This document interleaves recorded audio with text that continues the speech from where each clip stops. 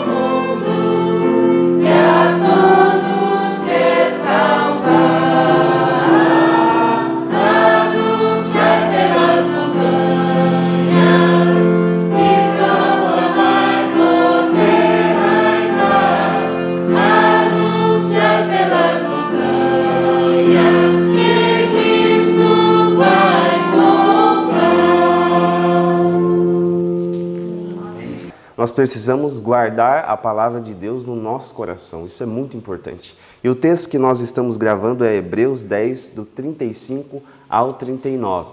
Então, convido você e todos aqui a citarmos esse texto. Vamos lá? 1, 2, 3 e... Hebreus 10, do 35 ao 39. Não rejeiteis, pois, a vossa confiança, que tem grande galardão, porque porque necessitais de paciência, para que, depois de haverdes feito a vontade de Deus, possais alcançar a promessa. Porque ainda há um pouquinho de tempo, e o que há de vir virá, e não tardará, mas o justo viverá pela fé. E se ele recuar, a minha alma não tem prazer nele. Nós, porém, não somos daqueles que se retiram para a perdição, mas daqueles que creem para a conservação da alma. Hebreus 10, do 35 ao 39. Hebreus 10, do 35 ao 39.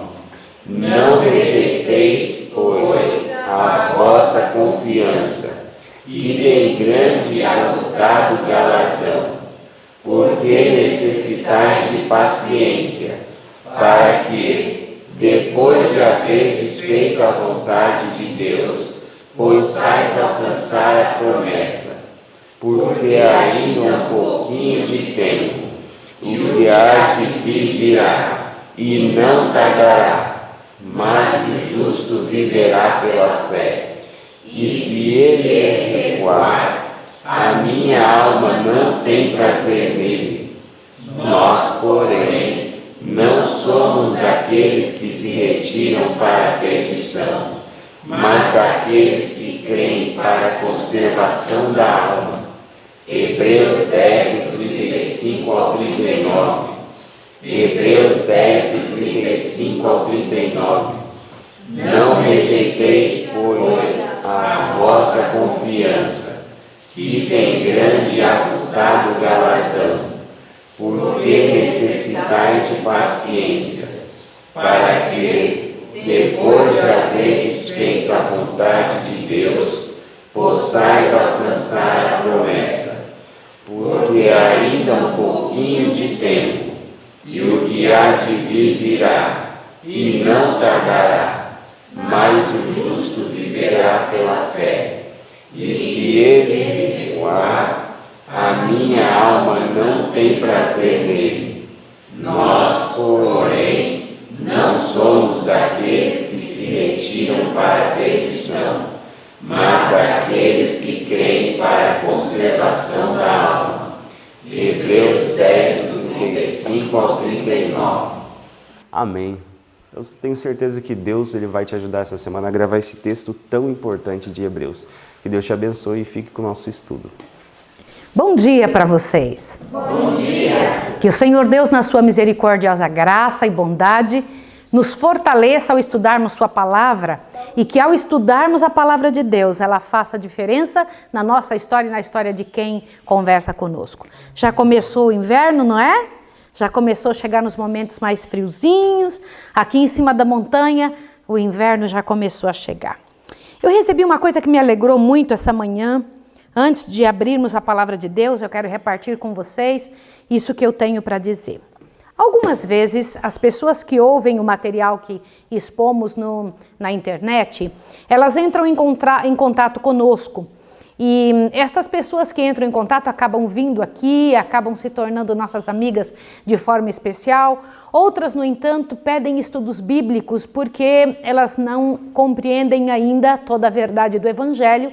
Ninguém compreende tudo, mas graças a Deus a Igreja Adventista é detentora das mensagens do Senhor para os últimos dias, é a detentora da lei do Senhor para representar e mostrar isso ao mundo.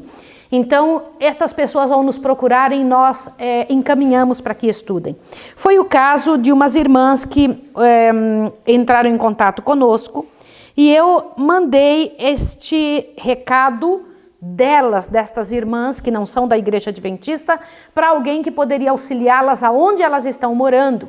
Lá nesse local onde elas moram, nós procuramos a liderança da Igreja Adventista local. No caso, eu procurei o secretário da associação responsável por aqueles limites aonde essas irmãs estavam. E este pastor Alexandre, da Mineira, deixa eu ver se ele é Mineira Oeste, Pastor Alexandre, então, foi até a casa destas pessoas e ele mesmo começou os estudos bíblicos com elas e mandou hoje uma foto para a gente ver este momento especial do trabalho. Eu estou muito feliz por isso, muito agradecida ao Senhor, porque essas pessoas estão sendo alcançadas. Aleluia! Louvado seja o nome de Deus. Vocês conseguiram colocar a foto da família? Então, olha aqui a foto que o pastor Alexandre mandou agora de manhã. Acompanhe e ore por estas pessoas. E a Joana está colocando ainda, né? Deixa eu ver, já está lá? Olha ali, ó, ali está o pastor Alexandre junto com as mulheres que receberam a visita dele. Já começou esse pessoal, ficou muito impactado com o que temos colocado dentro da internet e tem pedido a Deus que Deus os revele a eles, a toda pessoa que pedir ao Senhor, que seja revelada a verdade encontrará essa pessoa. Amém, queridos? Amém. Vamos ao nosso estudo? Vamos naquela recapitulação da Bíblia inteira que fizemos ontem.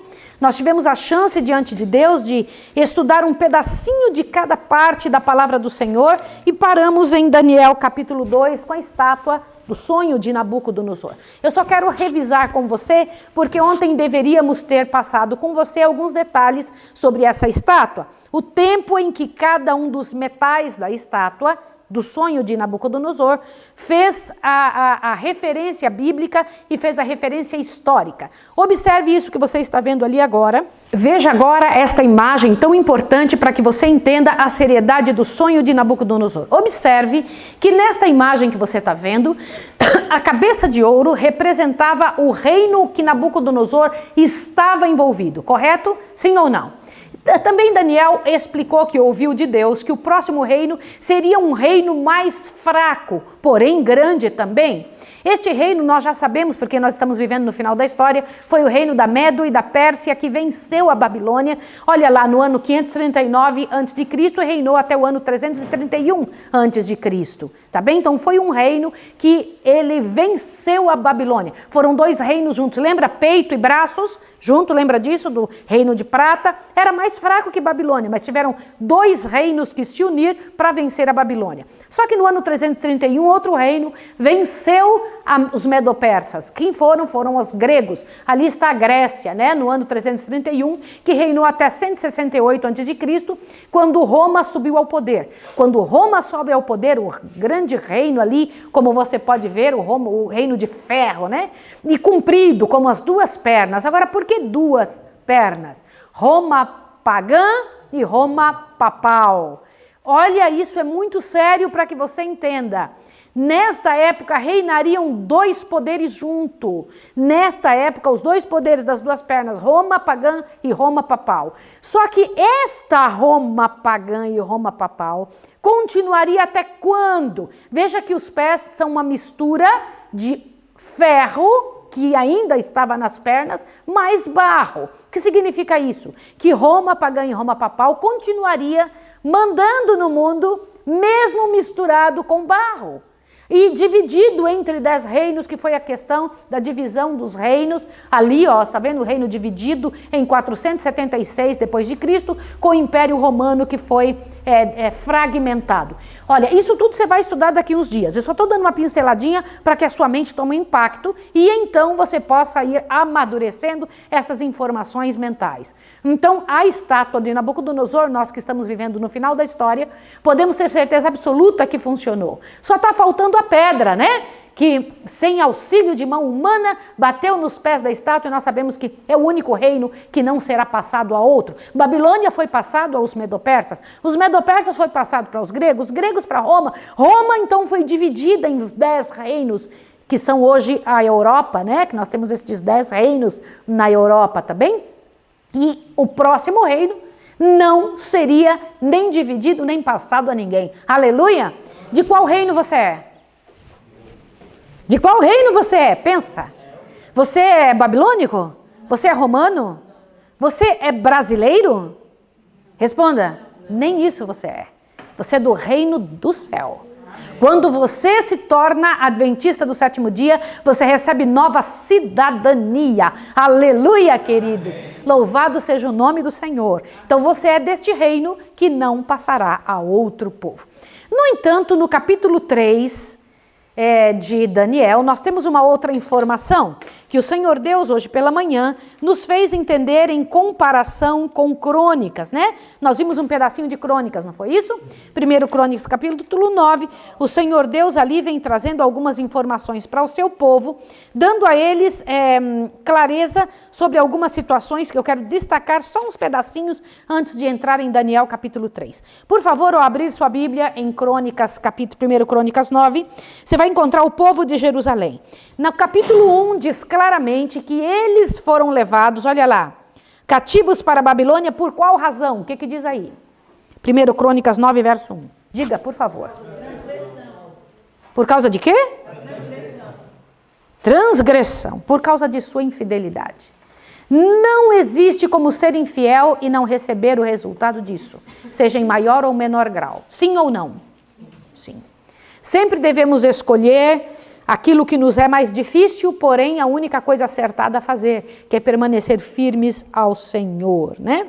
E dentro desta revelação da quantidade de pessoas que foram levadas para a Babilônia, que aqui eles estão escritos, né? Foram inscritos, foram catalogados como pessoas que foram, inclusive seus trabalhos, inclusive suas atividades junto ao povo de Deus, eu encontro no verso 20 do capítulo 9 um detalhe interessante, e eu gostaria que isso fosse escrito a respeito de nós. Finéias, filho de Eleazar, dantes era guia entre eles, e o Senhor era com ele. A quem dera se isso fosse dito por nós sempre. Não pelo fato de receber de Deus as bênçãos, porque Ele anda conosco, mas pelo fato de andarmos com Ele. Compreende a diferença? O fato de andar com Deus deveria trazer para nós um desejo muito grande de que isso fosse dito a nosso respeito. Aqui também fica claro que quem eram os cantores, olha que interessante isso para você ver, eram os levitas, no verso 33. Aqueles que eram cantores, cabeças da família dos levitas, moravam nas câmaras do templo e estavam isentos de outros serviços, porque de dia e de noite se ocupavam neste serviço. Interessante, né? Agora, por quê? E eu quero chamar a atenção de vocês que hoje em dia os cantores, eles cantam e saem correndo da igreja e ficam lá no fundo, não participam de quase nada. Não é este o correto a ser feito. É um trabalho muito, mas muito dispendioso, porque a pessoa precisa ensaiar e ensaiar muito bem, mas isso não os isenta de forma alguma de estar envolvidos com as coisas do Senhor. Às vezes, no trabalhar para Deus, se esquece de ter comunhão com Deus, né?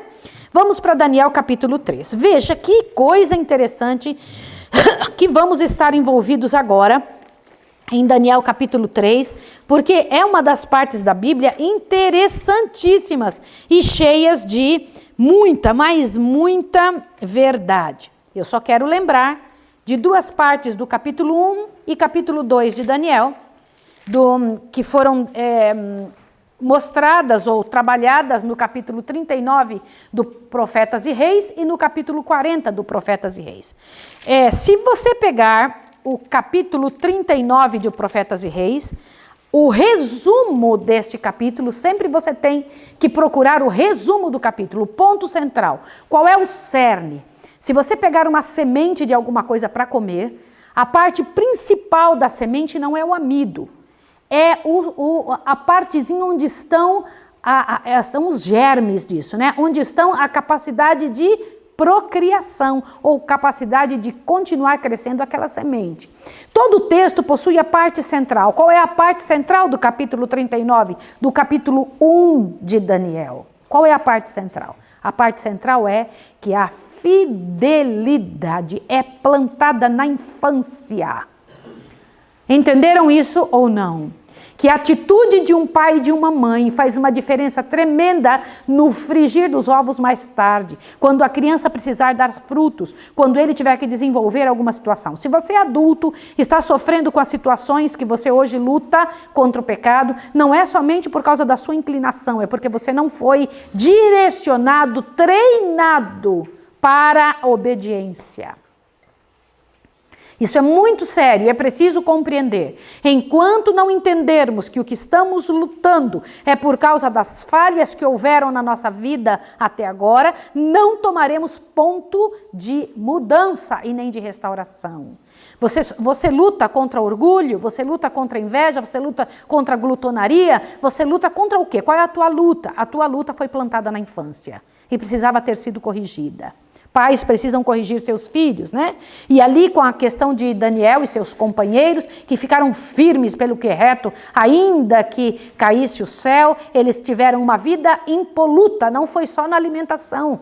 Eles tinham uma vida impoluta, eles chegavam no horário, eles tinham um corpo que estava bem cuidado pelo que comiam e pelo estilo de vida. Eles tinham uma mente cuidada, eles não permitiam que entrasse o que não prestava na mente. Eles vivenciavam a verdade do Evangelho em todos os pontos, não só em um. Eles não eram capengas no estudar e compreender as verdades do Evangelho. Eles não escolhiam só a parte que lhes era agradável ou que entendiam melhor. Eles se corriam para que tivessem um posicionamento completo, né? Agora, no sonho de Nabucodonosor, que nós vimos ontem, qual foi a parte que é o ponto central? O parágrafo que começa nos Anais da História Humana, do capítulo 40, é o ponto central, diz assim: nos anais da história humana, o desenvolvimento das nações, o nascimento e queda dos impérios, aparecem como que dependendo da vontade e proeza do homem. A configuração dos acontecimentos parece determinada em grande medida pelo seu poder, ambição ou capricho. É isso que a gente pensa, não, quem manda é a política, quem manda é fulano. A gente pensa isso, só que aqui diz o seguinte, ó. Olhe bem, mas na palavra de Deus a cortina é afastada e podemos ver acima, para trás e pelos lados as partidas e contrapartidas dos interesses, poder e paixões humanos, os agentes do todo misericordioso, executando pacientemente e silenciosamente os conselhos de sua própria vontade. Aleluia, queridos! Quem manda no planeta Terra? Quem manda no universo, gente? Deus. Pode ficar em tranquilidade, Deus está no controle de tudo. Ele mostrou isso para Nabucodonosor, né? Só que Nabucodonosor, ao ouvir, depois de cair de joelhos, né? E dizer, o Deus de Daniel é o verdadeiro Deus, que ninguém procure fazer nada errado, ninguém procure falar nada, nenhuma blasfêmia contra o reino, o Deus de Daniel. No entanto, quando chegam os dias depois, ele começa a ficar muito envaidecido. E tão envaidecido, né? Nabucodonosor, ele sentiu-se influenciado por um tempo pelo temor de Deus, mas daqui a pouco ele se sentiu todo orgulhoso. Eu sou poderoso, olha o que me vem às mãos. Até o próprio Deus reconheceu como eu sendo maior, ó. Veja só que tremendo. Quer saber de uma coisa? Eu sou o maior mesmo. E aí então ele pegou e procurou conselhos com gente ímpia. Satanás só esperava isso. Satanás usa as nossas fraquezas. E ele tinha visto, Satanás tinha visto que aquela interpretação dos sonhos tinha dado muito poder a Deus. Ele falou, eu vou arrumar um jeito de diminuir o poder de Deus e mudar toda a interpretação dessa estátua. O que ele fez? Fez Nabucodonosor mandar construir uma estátua imensa. Só que aquela tinha só a cabeça de ouro, ele mandou construir inteira de ouro. Gente, vocês têm ideia aqui de quanto dinheiro que Nabucodonosor, que o Império da Babilônia tinha? Para construir uma estátua desta dimensão, todinha de ouro. Quanto é 66 côvados de comprimento, altura, etc., que vocês viram aí na medida? Vocês têm ideia o que é isso? Vocês já ouviram falar de alguma outra nação que tivesse tanto ouro capaz de produzir uma estátua assim? Inteirinha de ouro. Vocês ouviram falar de alguma coisa assim? E para onde foi parar todo esse ouro? Alguma vez vocês já se perguntaram? Isso é muito interessante, é preciso que você pense. Ele pegou e mandou, né? Aquele entusiasmo mandou que construísse, olha. Só que aqui diz, com o entusiasmo nascido da ilimitada ambição e orgulho personalístico. Nossa, quando eu paro para pensar nisso, eu falo, que coisa horrível. Ele estava lisonjeado com a aduladora sugestão dos seus amiguinhos, né? Os conselheiros dele resolveram adulá-lo, adulação, né? Você vai fazer uma estátua inteirinha, você na sua cabeça não, rapaz, faz todinha e manda todo mundo adorar. Mas na verdade, o que estava por trás disso? Satanás. Satanás usa o coração humano daqueles amiguinhos do rei, ou servos do rei, que odiavam Daniel e seus companheiros, sim ou não? Porque eles eram fiéis. Aliás, às vezes o nosso ódio ou a nossa alegria não vem de Deus. Sabia? Uma pessoa poder gostar ou não gostar de outros pode ser que esteja vindo de Satanás. Eles gostavam só de quem lhe era igual. Que terrível, Deus não é assim. Sabia? Deus não é assim. Agora veja, aí ele colocou essa estátua e colocou ela digna de submissão universal. Sabem o que significa isso? É uma loucura, só os seres humanos não imaginam o céu rindo de alguém que faz um negócio desse. Essa estátua é digna de adoração universal, olha só. E lá foi eles, né? Vocês sabem que Satanás interfere para confundir, né? A intenção dele, como diz aqui, ó, presta atenção, abre bem seus ouvidos. O parágrafo que começa a simbólica representação, acharam? No meio desse parágrafo está o seguinte: a interpretação de Daniel ia ser rejeitada e esquecida se a estátua de Nabucodonosor de ouro fosse levantada. Ó, a verdade ia ser misturada, mistificada e mal utilizada. O símbolo que o céu designara servisse para desdobrar perante a mente dos homens importantes eventos do futuro, ia ser utilizado para impedir a divulgação do conhecimento que Deus desejava que o mundo recebesse. Assim, mediante imaginação de homens ambiciosos, Satanás estava procurando frustrar o propósito divino em favor da raça humana. Olha só, aí ó, Satanás estava usando o coração ruim de seres humanos para apagar, desfocar a mensagem que Deus tinha dado, que era profética da estátua de Nabucodonosor. Sim ou não? Mas Deus também usou os seus. Às vezes uma coisa muito ruim faz você pensar, xiii, Deus está brigando comigo. Na hora que a estátua foi levantada e uma música foi tocada, não esqueça essa situação. Você que está em casa, em nome de Jesus, não esqueça essa informação. A música seria tocada e pela música eles sabiam que era a hora de ir adorar na planície de Dura. Entenderam isso ou não? Guarda essa informação. Mais tarde ela vai fazer muita diferença. E então lá foi todo mundo adorar. Então quem ficou em pé? Todo mundo adorando. Quem ficou em pé? Quem foi? Os 3 hebreus. Na verdade, essa imagem ali, ó, de Jesus ali junto com os outros, tá vendo? Imagine ali essa imagenzinha, os 3 rapazinhos, e então foi chamado ele. Por que vocês não adoram? Por que vocês não ajoelham? Por que vocês não ficam como os outros? Eles simplesmente disseram, nós não adoramos ninguém, a não ser o Deus eterno. Amém. E aí o Nabucodonosor mandou chamar, é de propósito o que vocês estão fazendo? Puxa, que situação. Vocês sabem que vocês serão esmiuçados? Vocês sabem que vocês serão colocados dentro da fornalha ardente?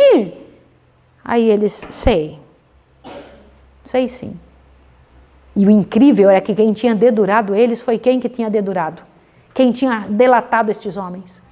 Os amigos do rei, os que eram os servos do rei, eram que tinham delatado. De que maneira? Aqueles que tu constituístes, falaram para o rei, que tu constituíste sobre os negócios das províncias da Babilônia, são os que não te adoram, rei.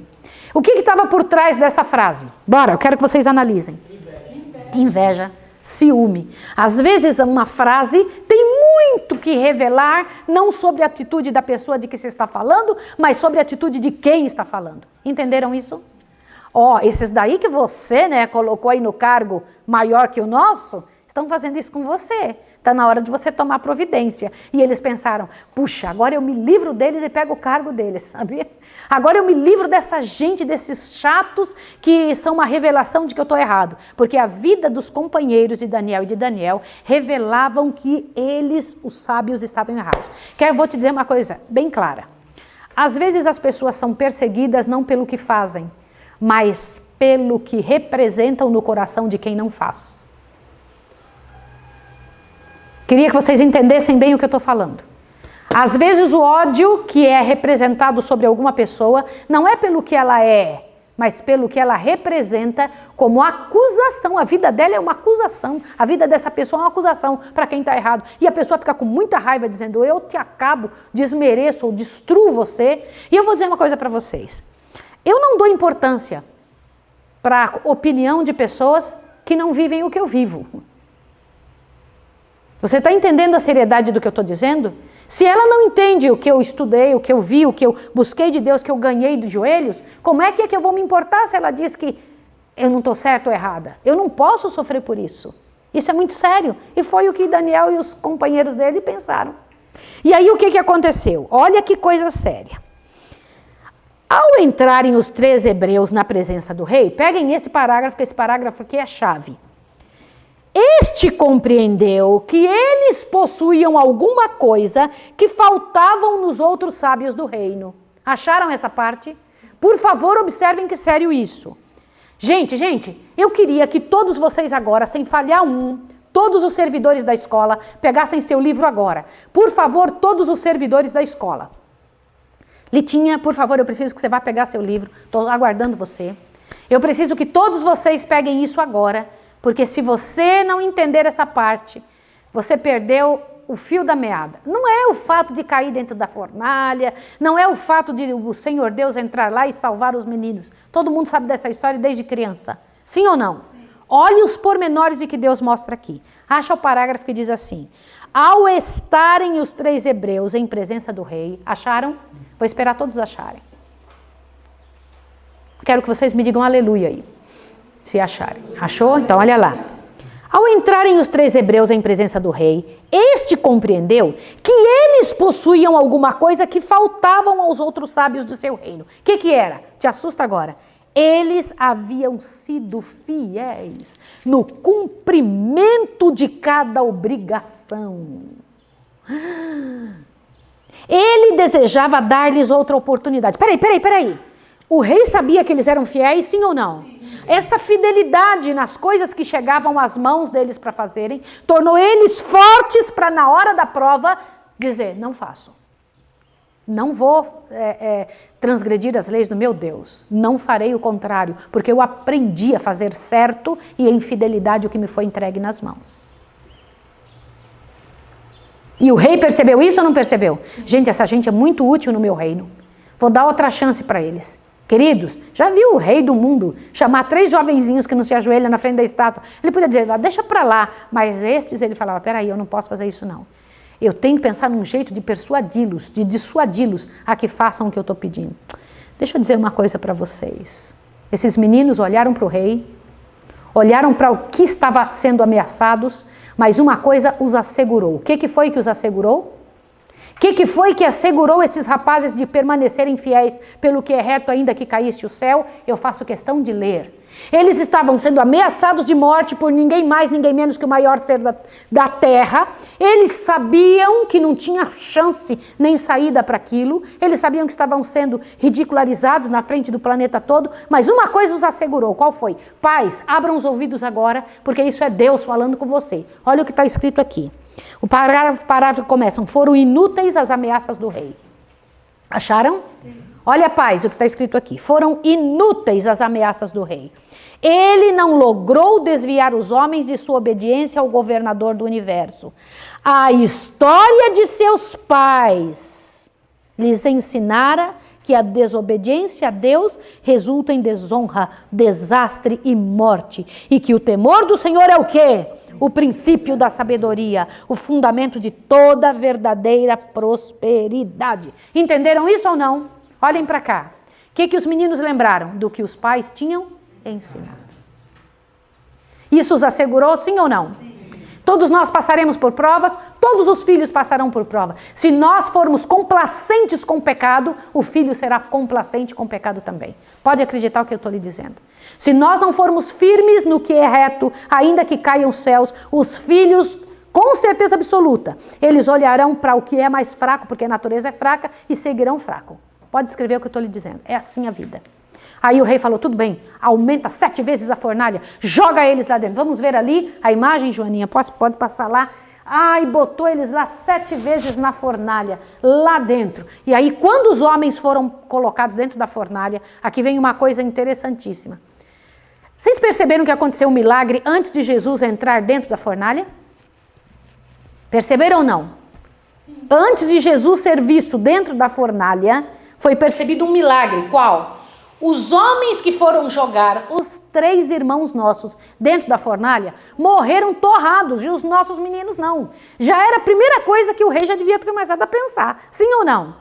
Aí quando foram jogados lá, o rei está lá observando. E ele disse uma frase: não foram 3 que a gente jogou lá dentro? Só que eu estou vendo um quarto, e o quarto tem a aparência do filho dos deuses. Olhe para cá. Como ele sabia desse tal de filho dos deuses, se ele era um homem pagão? Gente, quando eu li isso daqui, tantos anos lendo, eu não tinha percebido. Foram os próprios Daniel e seus companheiros que tinham explicado para o rei que Jesus um dia nasceria, que ele era o Filho de Deus. Quer ler isso? Olha o que está escrito aqui nesse parágrafozinho, ó. Do seu real trono o rei olhava, olha, do seu real trono o rei olhava, acharam isso?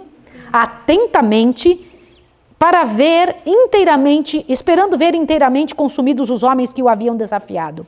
Mas seus sentimentos de triunfo subitamente mudaram. Os nobres que lhe estavam próximos viram sua face tornar-se pálida, enquanto ele descia do trono e olhava atentamente para dentro das chamas ardentes. O alarmado rei, voltando-se para seus cortesãos, perguntou: não lançamos nós 3 homens atados dentro do fogo? Eu, porém, vejo 4 homens soltos que andam passeando dentro do fogo, e não há de lesão neles, nada. O aspecto do quarto é semelhante ao Filho dos deuses. Como ele sabia isso? Olha agora como. Como sabia o rei pagão a que era semelhante o Filho de Deus? Os cativos hebreus, que ocupavam posição de confiança em Babilônia, tinham representado a verdade diante dele na vida e no que mais? No caráter. Continua, olha lá. Quando perguntados pela razão de sua fé, imagina o pessoal, por que vocês agem assim? Por que vocês são assim? O que eles falaram? Desculpa aí, mas daqui uns dias eu vou aparecer com vocês. É isso que eles disseram? Não. Quando fora perguntado a razão da fé deles, olha lá, tinham dado sem hesitação a resposta. Clara e singelamente tinham apresentado os princípios da justiça, ensinando assim aos que lhe estavam ao redor a respeito do Deus a quem adoravam. Eles tinham falado de Cristo, o Redentor vindouro, e na aparência do quarto no meio do fogo, o rei reconheceu o Filho de Deus. Aleluia! Queridos, olha que coisa mais linda. Então o rei falou isso, e aí imediatamente mandou então, gritou lá: saiam daí, filhos. Não foi isso ou não? Saiam daí, 3 rapazinhos. Aí os rapazes saíram. Só que uma coisa interessante, a única coisa que tinha queimado ao serem jogados lá, as cordas que tinham sido amarradas. Gente, quando nós formos lançados no fogo, só será queimado o que Satanás trouxer para nós. Está entendido? Sim ou não? Não será queimado o que Deus colocou, será queimado o que Deus não colocou e que ainda estiver em nós. Está entendido? E aí não tinha nem cheiro de fumaça neles. Por que que isso aconteceu? Lá em Isaías tem uma partezinha que diz assim: ao passares pelas águas, serei contigo. Ao passares pelo fogo, as chamas não arderão em ti. Quantos de vocês creem nisso? Amém. Estes jovens acreditavam, porque diz que na hora que eles foram lançados lá dentro da fornalha, eles lembraram desta parte do livro de Isaías. Sim ou não? Sim. Agora te assuste. A resposta deles para o rei é muito impressionante. Se Deus quiser me livrar, Ele nos livrará. Mas se não livrar, eu não mudarei de posição de qual maneira nenhuma. O que é isso? Eles não estavam sendo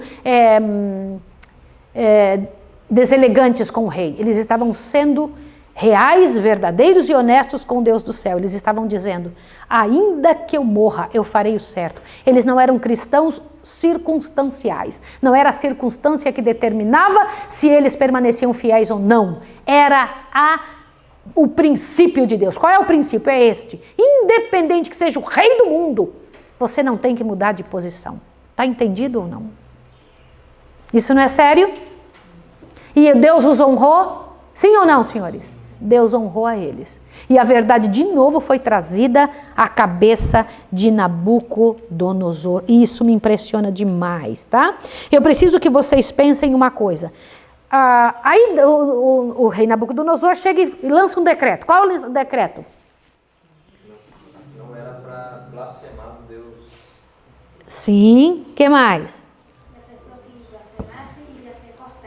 A pessoa que blasfemasse ia ser cortada, que blasfemasse contra o Deus de Daniel. Não é isso? Contra o Deus dos 3 companheiros, sim ou não? Ele tinha direito de fazer isso diante do céu? Não. É isso que você precisa pensar. Raciocina o que eu vou te dizer agora. Olha bem. Deus foi honrado com a posição de Nabucodonosor, sim ou não?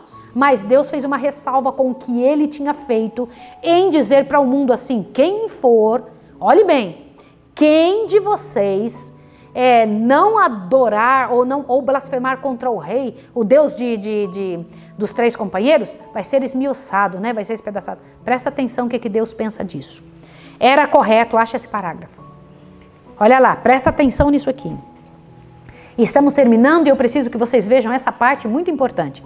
Era correto fazer o rei confissão pública e procurar exaltar o Deus do céu sobre todos os outros deuses, mas procurar forçar seus súditos a igual confissão de fé e mostrar semelhante reverência era exceder os seus direitos como soberano temporal.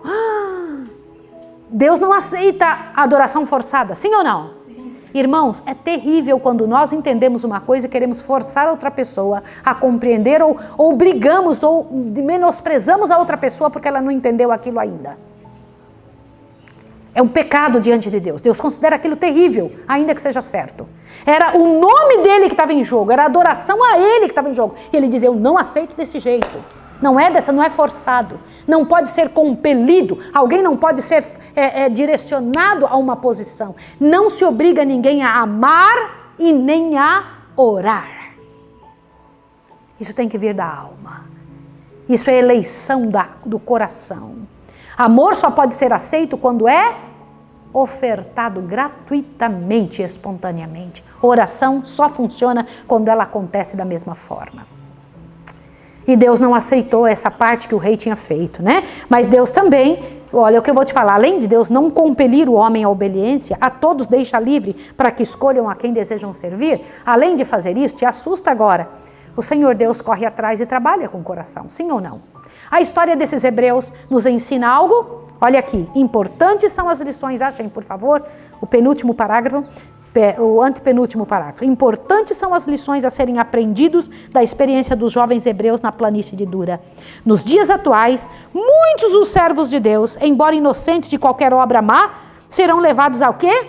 Ao sofrimento, que mais? Humilhação e abuso às mãos daqueles que, inspirados por Satanás, estão cheios de inveja e fanatismo religioso. A ira do homem será especialmente despertada contra quem? Você que está em casa tem que me ouvir isso. A ira do homem será especialmente despertada contra os que santificam o sábado do 4º mandamento. E por fim, um decreto universal denunciará estes como dignos de morte. Saiba que estamos chegando perto desse dia. Daqui a pouco esta situação acontecerá. Você tem que tomar sua posição hoje, em nome de Jesus. É hoje que você tem que procurar a Deus e fazer deste estudo que você está fazendo pela manhã, busca na palavra do Senhor, a parte mais importante do teu dia. Decisões estão sendo tomadas no universo, decisões estão sendo tomadas nas câmaras dos prefeitos, dos governadores do mundo, decisões têm que ser tomadas na sua casa e dentro do seu coração. Agora é a hora de você se posicionar igual aos jovens hebreus. E ainda que você seja lançada na fornalha ardente, e nós, os que ficarmos fiéis, eu espero continuar fiel em nome de Jesus, seremos lançados dentro de situações assim, em sofrimento, em humilhação e angústia. Mas o mesmo Deus que livrou a eles, pode ser que nos livre. E ainda que não nos livre, teremos que permanecer fiéis. Sim ou não? Sim, olha bem. Satanás, com todas as forças do mal, não pode destruir o mais fraco dos santos de Deus. Amém, queridos? Louvado seja o nome do Senhor. Chegou a hora, então, de nós orarmos, pedindo ao Senhor que nos abençoe e abençoe você que está em casa. Porque o Senhor deixou reveladas essas histórias que são para nós um bálsamo tremendo diante deste mundo, mostrando o que é que devemos fazer diante do universo. Eu sei, Senhor, que o Senhor ainda presenciará muitos dos teus filhos sendo jogados em fornalhas de aflição. E eu sei que o Senhor não mudou desde a época de Daniel até agora e nunca vai mudar. O Senhor continua aquele que dirige as nações e também salva e corre e cura os filhos de Deus aonde eles estiverem.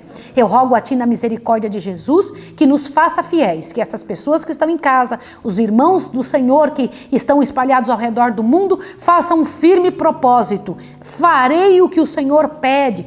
Vou educar meus filhos como o Senhor Deus pede e que pela graça e poder de Deus, Tua presença se veja em nós e nossas atitudes. Em nome de Jesus. Amém. Amém. Os 3 jovens tinham sido lançados dentro da fornalha ardente. E eu imagino os anjos desesperados, porque os anjos não sabem sobre estas situações. Os anjos não sabem o futuro. Deus já sabia o que ele ia fazer. Porque antes que clame, eu te responderei. Mas imagine um anjo dizendo assim: Senhor, eu vou lá salvar os teus filhos. Aí o Senhor Deus: não, você só tem 2 asas. Imagine um anjo de 4 asas: eu vou lá salvar os teus filhos. Não, você...